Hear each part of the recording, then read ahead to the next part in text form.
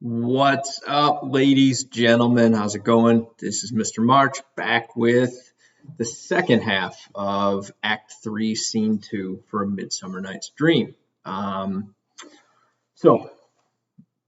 did a little playing around with Jamboard. Not quite as terrible. So, that's a good start. Go ahead and move that off to the side. So, where we left off, Oberon had gone to start correcting the problem, right? The problem, everybody kind of hates each other. Everybody's into the wrong person because Puck put the potion on Lysander's eyes. Lysander's in love with Helena, who's in love with Demetrius, who's in love with Hermia, who's in love with Lysander, and everybody hates the person that's into them. So Oberon decides we got to make this right. He goes and puts the potion on Demetrius's eyes, and now both Demetrius and Lysander are into Helena. Helena thinks they're making fun of him. She's giving him 2 thumbs down, and that's where we leave off right as Hermia walks in. So you see Hermia, and she gets a look at Lysander, and she's like, "Oh, sweet Lysander, you don't know how good it is to see you. Oh, what a nightmare that was. Baby, what gives? Why'd you leave? I missed you so much." And Lysander's like, "Ugh, why would I stay with you when love tells me to go?" Hermia's like, but baby, what love could take you from me?" Well, Lysander points to Helena and is like, "This earth-shattering goddess over here is Helena, dog. What you doing here anyway? Did you want me to tell you about how I left because I hate you? Why are you here? Can't you take the hint? I left." So Hermione's like, "You don't mean that, right?" And Helena turns, and Helena really is so broken that she now thinks Hermia's in on the joke. She thinks it's all one big joke on her, and Hermia's in on it. So Helena's like, "Oh, great. Now she's part of it. Tell me, are you that nasty of a wench? Think about all the times we spent together as friends. We've been through so much, and now you pull this. It's not enough that both dudes want you and neither of them want me. Whatever happened to ladies standing together, huh? Now you're teaming up with the dudes." And this won't be funny to anybody but me, but I saw this picture, and, whatever. Mr. March is having some fun with the Jamboard. So, Helena appeals to Hermia's sense of female unity. "Hey, ladies, we got to stick together. It's hard enough out there for us when we're apart." Really, it's just the old school, I don't know. It's whatever. It's funny to me. What are you going to do? So Hermia's like, "What are you talking about? I don't hate you. It sounds like you hate me, but I don't hate you at all." And Helena's like, "What? You're trying to tell me that you didn't get Lysander to talk about my pretty eyes and face, and Demetrius, who about near kicked me yesterday, now calling me goddess and divine. You're telling me you have nothing to do with that?" And Hermia's like, "Nope, I'm telling you I don't have anything to do with that. I don't even know what you're talking about." And Helena says something. I love when Shakespeare kind of translates. The first line that Helena says is, "I do AY, DO," which, I mean, it really doesn't need a whole lot of explanation. It's like, yeah, you do. And it's, 400 years later, there it is. Just simple, to the point. I do. And Helena's like, "What? You fake your sad looks, and then you wink and smile and keep up the joke on me when I turn my back. Real funny. Real classy, you guys. Well, I'm out of here. I guess I kind of brought this on myself for loving somebody who didn't love me. Whatever. I'm out of here."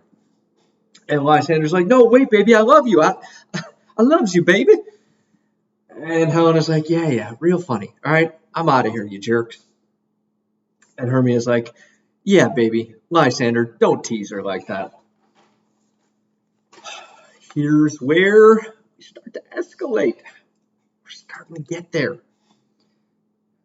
This is, to me, this was as fun as anything I did today. We're getting to a cage match. Demetrius turns to Lysander and goes, basically, this isn't actually Shakespeare's language. I'm just kind of telling you the story. Demetrius is like, yo, your girl can't put you on a leash. I can make you shut up with these fists.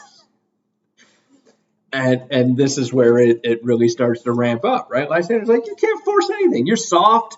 Both of you and her, you're both trash. Get out of here. Get out of my life. Helen, baby, I love you for real. I love you forever. Don't let any man say that I don't love you, and see what happens to him. And Demetrius is like, yo, Helena, I love you way more than this clown. And Lysander's like, come get some. Demetrius is like, all right, let's go. And they're about to come at each other. And Hermia grabs onto Lysander's shirt. She's like, baby, what are you doing? He's like, get off me, you stinking. Demetrius turns to Hermia. It's like, he doesn't really mean that. He's actually still in love with you. And he turns to Lysander. He's like, you better listen to your girl. She's smart. You're soft. This isn't going to work out good for you. And Lysander's still shaking her off. He's like, I said, get off me, you vile serpent, you nasty witch. Get out of here. Hermia's so confused. Again, just like everybody else who's affected by this, there's no way that she could know a magic spell has been cast that's really changed Lysander's opinion. Like, she can't know that. So she's like, why are you being so rude now? What happened, love? And Lysander's like, love? What? I need you out of my system like if I had poison in me. Ugh, get out of here. Yucky. And Hermia's like, wait, you're not joking? This isn't some joke? Helena's like, he is joking, and so are you. So, everybody's kind of confused. We got a little bit of a situation here where it's almost like Helena's about to come at Hermia, too. We already got Demetrius and Lysander coming at each other. Almost have Helena coming at Hermia. She's real upset. In a minute, you're going to see that big old heel turn. So Lysander's like, all right, Demetrius, I meant what I said. I give you my word. I really do love Helena. And Demetrius is like, I don't trust you. Your word means nothing. Lysander, and this is just like such a cold moment in Shakespeare. Lysander's like, what do you want me to do to prove it? What? Do I got to hit Hermia? Do I got to kill her? Even though I hate her, I'm not going to put hands on her, but I hate her. What do I got to do to prove it to you, dude? I hate that chick. Ew, I was engaged to her. Ugh. And, understandably, that's about as hurtful a thing as you can hear from somebody who loves you. And so Hermia's like, yeah, you really, I don't think that you could possibly do more harm to me than to hate me. I don't know what happened to us. I'm the same girl I was when you loved me yesterday. WTH is this? She is absolutely confused, and she's really starting to get a sense of hurt. And Lysander's like, on God, Matsmadium, Basliwa, bro, I swear on everything that I love, I've never met anything more in my life. I hate you, and I love Helena. So Hermia finally, she was holding him the whole time. She finally lets go. And this is the moment where Hermia turns on Helena. And so you're going to see now the roof is about to blow off, right? You got full on, Jerry. Hermia's like, Helena, you juggler, you canker blossom, you thief of love. I mean, fill in any word that I'm not allowed to say on here. It's exactly how it translates. So she's ready, right? She's ready to come at her. And Helena and Hermia kind of go back and forth. Hermia wants to get physical, right? Like she wants to throw hands. And she starts like, I don't want to say this. You ever get in trouble with your parents and you say something back, but you weren't actually talking back, but your parents are already in a bad mood? You know what I mean? It's like and then you're going to wash those dishes, and then you're going to do this, and then you're going to do that. And you're like, okay, yes, ma'am. And your mom's so mad that she's like, what'd you say, ma'am? Right? Like, you didn't say anything disrespectful, but she is so looking for a fight that she finds an excuse. That's where Hermia is at. So Hermia starts interpreting things that Helena is saying as insults, calling her short. The first one that she used was the word puppet. I really have a hard time believing that Helena's intent at the beginning was to call Hermia short and make fun of her for being short. Just wasn't a thing. But Hermia is so wound up, she finally realizes Lysander's not playing a joke on her. This is for real. And now she blames Helena. Somehow Helena stole Lysander's love. And so Hermia is like, I mean, she's ready. She is, it's a steel chair. Like, she is there. And she says, I'll show you short when I dig my nails into your eyeballs. Right? This whole thing is combustible. It's ready to explode. And Helena takes a step back and she's like, fellas, I don't care if you're pranking me, but please do not let Hermia jump me. For real, I can't fight. I'm not even going to pretend. Don't think just because she's lower that I can scrap with her. And, this is for me. This is because I think this is funny. You get the Samuel L. Jackson stare. Hermia's lower. What'd you say? And Helena turns and she finally, she appeals to her again. She tries to hit the, that girl power thing. She's like, Hermia, don't be mad at me. We've been friends for a long time. I always did right by you. I never gossiped about you except that one time, and that was when I was telling Demetrius about you and Lysander coming to the woods. Demetrius followed y'all. I followed him. Then he said he was going to hit me. He insulted me, said he'd even kill me. Just let me go, and I'll head back to Athens. I feel stupid. I've never been this ashamed in my life. I feel like an idiot. Just let me go. I don't want to fight, but just let me go. And Hermia's like, go on. Nobody's stopping you. What's stopping you? And Helena's like, oh, just this foolish heart that loves. Hermia's like, what, Lysander? She's like, no, Demetrius. So both the guys, Lysander and Demetrius, are like, don't worry, Helena. Nobody's going to hurt you. I'll protect you. And Demetrius is like, that's right. Nobody is going to hurt you. But it's not going to be him, Lysander. I'm the man to protect you. And Helena's like, well, whichever one of you does it, watch out for that Hermia. She could scrap all the way back to the school days. And she uses the most famous Shakespearean line from this play, which is, though she be but little, she is fierce. I got a couple thoughts on this. This is still popular today. You'll see it parents say it about their newborn daughters. You know what I mean? And it's kind of where it's just like, how do you know? How do you know what are you projecting character traits onto your child? Like, I think that child is lazy and slothful and has to be burped. That's about it. It's super popular. And the other thing about it to me is that it's almost like, you ever hear like, I don't know, there's a male ego thing. And the expression is, it's not the size of the fight. It's not the size of the dog in the fight. It's the size of the fight in the dog. And all this crap about, being tougher than you look or something like that. Just whatever, some nonsense.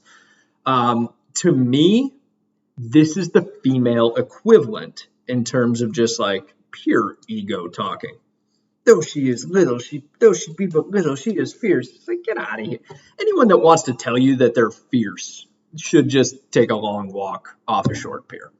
Just my opinion. Some of you, your parents probably said that to you when you were a kid. And you're like, Mr. March, I hate you now. I understand, but, All right. How's that for digressing? So she could scrap all the way back to the school days, and she says, though she be but little, she is fierce. And Hermia is just ready to charge now. Like, she's actually going to charge. She's like, little again? Come here, come get some. And she goes to charge at her.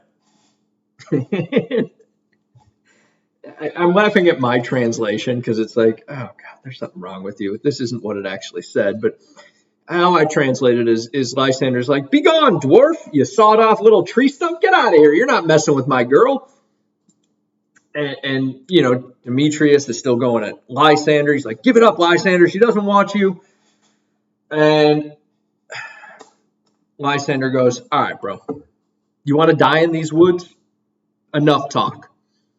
Come catch this smoke. And the desperation of a never cool man staring head on into a midlife crisis uses kids' language. Way to go, Mr. March.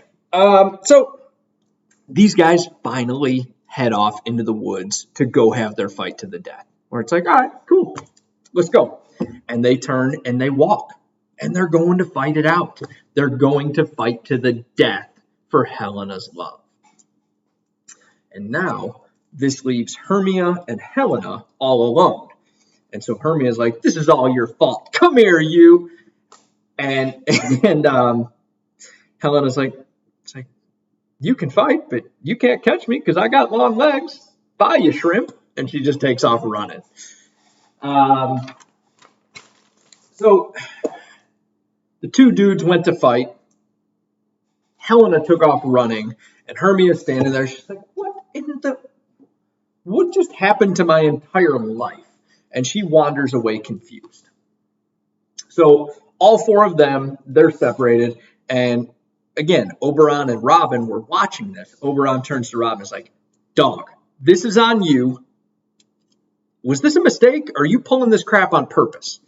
And Robin's like, no, sir, you said Athenian clothes. I saw Athenian clothes, and I got the dude's eyes. To be honest, though, I'm pretty happy I did. This is a joy to watch. I have a feeling that hundreds of years from now, people all over the world are going to watch this stuff on a thing called the television. Jerry. So Oberon, being good, wants to fix this. All right, we got to fix this. Robin, we're going to make it right. You go make it right. Then go pretend to be Lysander and get Demetrius confused and turned around till he's lost and goes to bed. Do the same thing to Lysander. Pretend to be Demetrius. Then when Lysander falls asleep, put the antidote on his eyes. Remember, Oberon talked about there was a second flower that could undo the love and idleness flower's effect. So what Oberon is saying, go put this other flower on Lysander's eyes so that he's not in love with Helena anymore. Basically, we're going to make it right. So put the antidote on his eyes when he falls asleep. And when he wakes up, this will all seem like a bad dream. I got to go find Titania, my wife, and get that little Indian boy. Then I'll take the spell off her, and everything will be great. And Robin's like, all right, Captain. We got to rush, though. And there's this moment that, I'll be perfectly honest with you, I don't fully understand. Where Robin starts talking about, like, spooky ghosts and evil spirits out there in the forest with them messing with time. Right. Earlier it was just like, hey, let's just make it nighttime so that they could get confused and go to sleep. So there's this moment where Robin acknowledges, like, there may be other spirits here and we may be tempting fate by playing around with time like this. And Oberon's like, yeah, but, I don't have to fear the light like some of those goblins. Either way, let's get to work. So Robin gets Lysander, pretends to be Demetrius, gets Demetrius, pretends to be Lysander. These dudes are confused. They're saying, I don't know where this coward's at. I'll find him in the morning. And they both lay down and fall asleep. Meanwhile, nearby, Helena gets confused in the dark, lays down and falls asleep. Hermia's lost in the woods. She lays down and falls asleep. Why? Why do they all lay down and fall asleep as soon as they get confused? Anyways, Robin puts the antidote on Lysander's eyes. He casts the spell, and that is the end of Act 3, Scene 2. So we'll come back next time and we'll get into Act 4 and see how this all shakes out.